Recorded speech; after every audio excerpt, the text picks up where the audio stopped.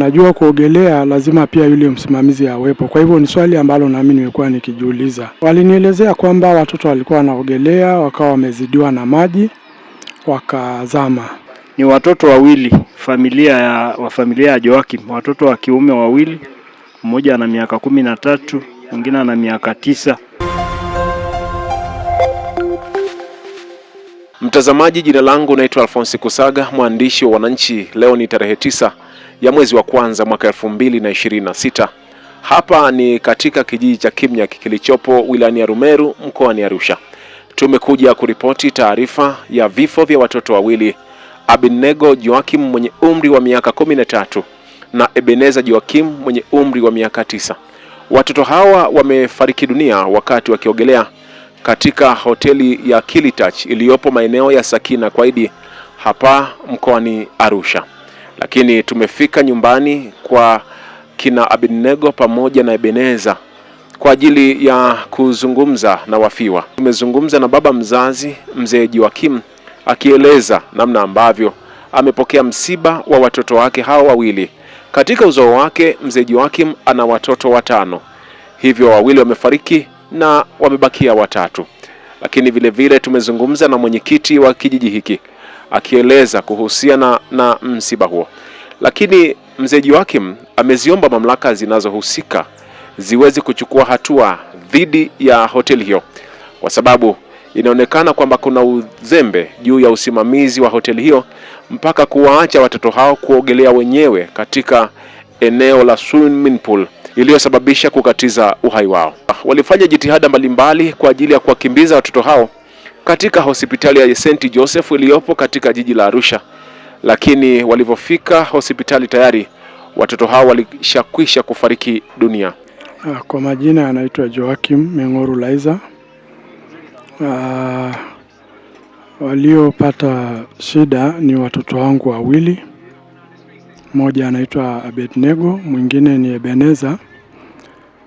Kwa ufupi tu siwezi kuelezea sana kwa sababu tukio hili nimesikia nami nikiwa kule KSMC Moshi nikiwa na muuguza baba.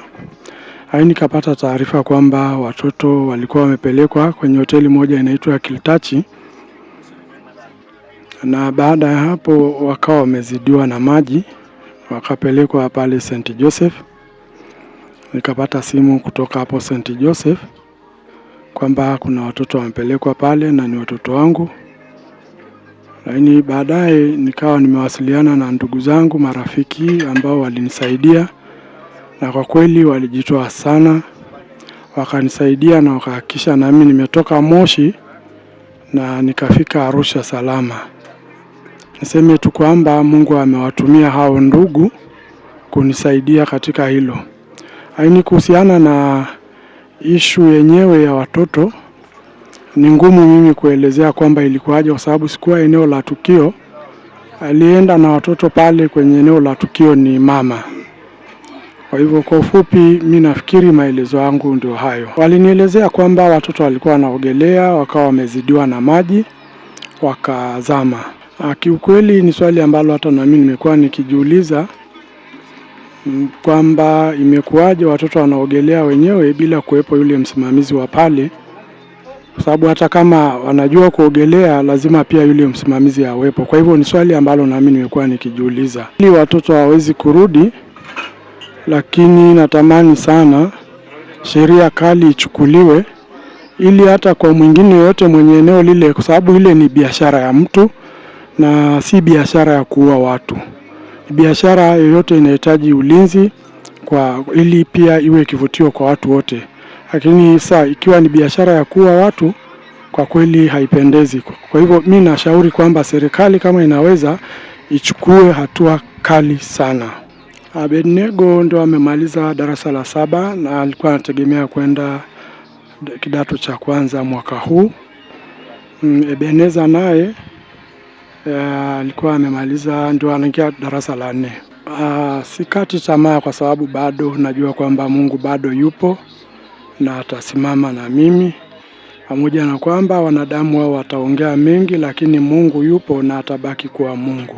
Kidogo mama alikuwa amelemewa sana, lakini kwa sasa hivi anaendelea vizuri Alilala siku moja hospitali ya Selian, lakini jana yake aliweza kuruhusiwa, yupo nyumbani sasa hivi. Mama alikuwa hawezi kuongea, na sio kweli kwamba mama aliwaacha watoto. Labda tu tuseme kwamba hakuwepo eneo lile la watoto kuogelea, lakini ndo alikuwa anawapeleka pale. Walipata chakula watoto ili watoke pale waende kwenye manunuzi ya vifaa vya shule. Kwa hivyo sio kweli kwamba aliwaacha. Nafikiri tu labda tuseme waliowaacha watoto ni wale waangalizi wa pale. Kuna uzembe mkubwa ambao utakuwa umefanyika pale kwenye eneo lile kwa wahusika wa lile eneo. Uzembe ni mkubwa mno, na mi nasema tu nikiri kwamba siwezi kusema, yani nashindwa maneno ya kusema, lakini uzembe ni mkubwa sana kwenye lile eneo la hoteli, kwa sababu watoto hawajui kuogelea. Hainasema uzembe umefanyika mkubwa, kwa sababu eneo lile lazima kuwepo na eneo la watoto. Sasa watoto wale walienda kwenye kina kirefu cha maji ambao ni ya watu wazima. Maana hiyo kwamba ni kweli hawajui kuogelea, lakini bado uzembe ulifanyika wa kuwazuia wale watoto kutokwenda kwenye eneo la watu wazima. Wenye hoteli tunaweza tukawalaumu kwamba kwa kweli kama sio uzembe wao wangeweza kunusuru uhai wa watoto. Kwa taarifa tuliopata ni watu 4 ndio wameshikiliwa, na ombi langu kwa serikali ni kama itawezekana wachukue hatua kali sana dhidi ya wahusika wa hilo eneo, ili hata siku nyingine uzembe kama huu usiweze kutokea, kwa sababu eneo lile ni eneo la biashara, na sidhani kama usiamini kwamba mtu anaweza akatengeneza eneo la biashara ya kuua watu. Kwa hivyo natamani sana kwamba sheria kali zichukuliwe. Unatokea Ngaramtoni, kuna njia karibia 2 au 3 za kutufikia hapa nyumbani. Kuna njia ya kutoka Ngaramtoni, unaweza ukaulizia sekondari ya Kimnyak, alafu ukifika sekondari ya Kimnyak utaulizia Msibani. Lakini njia nyingine ya pili unaweza ukapita mahakama ya Emaoi, ukipandisha huko juu utafika Msibani. Kwa majina yangu naitwa Samuel Melio Riton, ni mwenyekiti wa kijiji hiki cha Kimnyak. Kwa kweli tumepokea msiba huu kwa masikitiko makubwa sana, sababu yani kidogo tungechanganyikiwa. Nimepata juzi saa 9 mchana nimepigiwa simu. Nilikuwa Kisongo, ni siku ya Jumatano, nilikuwa Kisongo, nilikuwa na shughuli yangu ya binafsi kule sokoni Kisongo, nikapigiwa. Kwa kweli ni kama nilichanganyikiwa kidogo, sababu mtu ambaye nafahamu katika boma hili, maana sisi ni kama familia, tuko karibu sana, ni wakwe zetu na ni familia.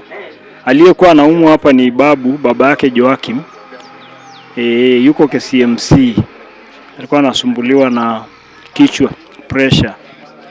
Sasa kupata kwamba kuna msiba ndani ya boma hili, si tulifikiri ni huyo babu ndiye anaumwa, ndio labda ameaga dunia, lakini tunapata ghafla kwamba ni watoto wawili, familia ya Joakim, watoto wa kiume wawili, mmoja ana miaka 13, mwingine ana miaka 9. Kwa hiyo huyu wa miaka 13 alikuwa anaenda sekondari Mwandeti form 1, na huyu mwingine ni wa darasa la 4. Kwa kweli imesikitisha, kwa sababu watoto wawili kufariki kwa mkupuo mmoja hawajaugua, inasikitisha sana, ni masikitiko makubwa.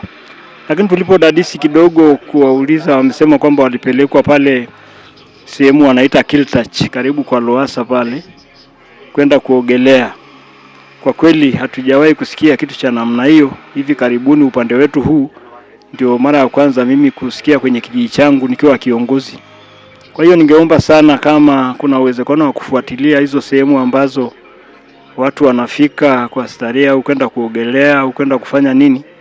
Hebu serikali ijaribu kufuatilia kama kuna uangalizi mzuri, kwa sababu mtu kupoteza vijana wawili, watoto wawili, ni masikitiko makubwa na ni janga kubwa sana. Kwa hiyo tungeomba tu iweze kufuatiliwa vizuri, ili uangalizi wa kule uweze kuwa thabiti kidogo, kwa sababu ya uangalizi uwe makini sana, sababu ya kutopoteza maisha ya watu.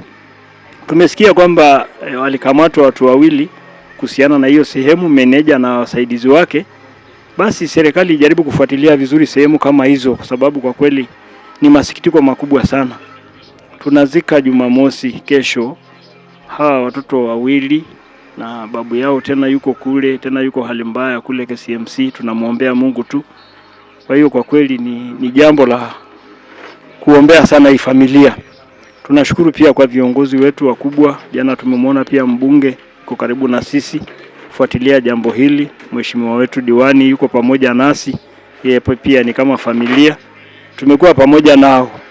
Lakini tunaomba basi serikali iweke mkono wake kufuatilia sana haya maeneo ya starehe, haya mahoteli makubwa, ili tuweze basi iweze kufuatiliwa kwa ukaribu zaidi na uangalizi uwe mzuri. Wale masupervise wale waangalizi wa kule waweze kuwa vizuri, kwa sababu kupoteza hayo maisha sio vizuri sana, watu kupoteza maisha kwa namna hiyo. Kwa hiyo nashukuru pia kwa hao wanaharakati au waandishi wanaofuatilia hivi vitu vya karibu, ili tuweze kupasa sauti zetu kwa sababu ya maisha ya wananchi, maisha ya vijana wetu. Kwa hiyo kwa kweli tunaomba sana serikali iwe karibu na sehemu kama hizo, iweze kufuatilia, kwa sababu kwa kweli ni masikitiko makubwa.